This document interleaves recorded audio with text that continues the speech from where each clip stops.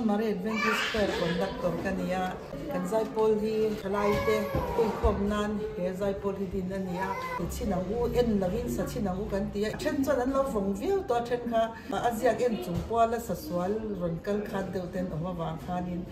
an mi kha za lo nya với những công dụng thay giờ này các lẩu ăn khát về được cái máy đầm lẩu na vào tới đây chung cùng nó mà buổi na vào cái khăn cái lẩu rất là vào lá in lẩu tụi nó tia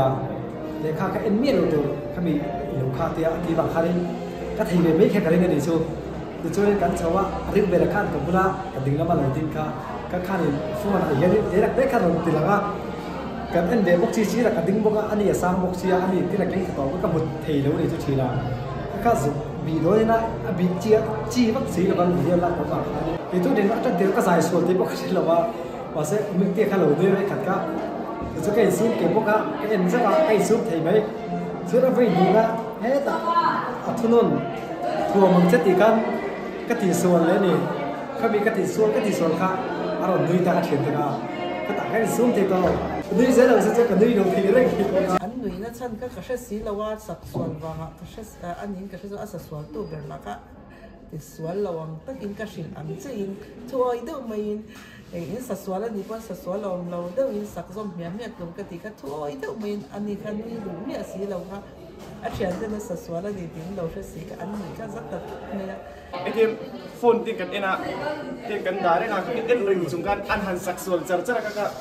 นุยกันเราอินซุ่มเทเราทั่วบกเสียกันนุยตักไม่นี่cái là khá là sắc xuân là gì sắc xuân và cái nuôi những gì thì sẽ đầu kan cắt ná ra hiện nay nghe mình đi ôm anh tất cả thế cái hành nói chỉ là trăng lệ giờ na thì thấu kan vay nuôi sắc xuân cái về xem cái thế kan track play nó cái abat là âm rừng xia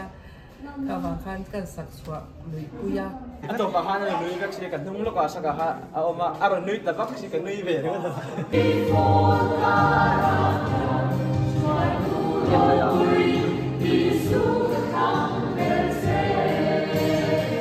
ada ada chong kan stick ve lu tu ka thei top kan chwa ve thina tin nung taka la sakhi kan du via man zan da kan la sakha kan du me ma ammi mal tak puin ke ma hian ka duwa punun puya nge tlangwal ka hacha lawa bazar pial baptist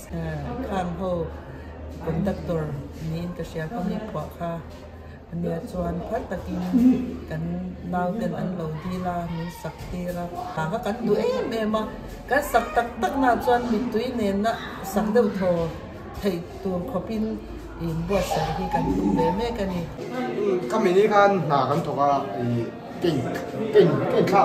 man do nuôi cái làm cà phê rồi đấy isa ka pe ka mu ya chu bai ni na sa lo bây giờ hay không cái in zoom thì về thôi mà sẽ in nuôi thì các mùa khác cái zoom thì tốt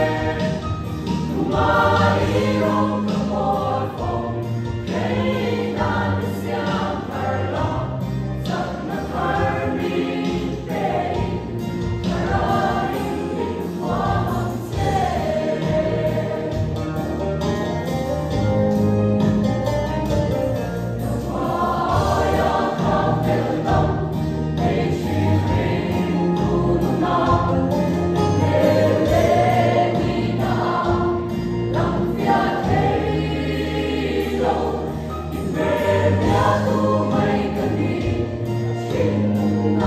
subscribe cho kênh Ghiền Mì Gõ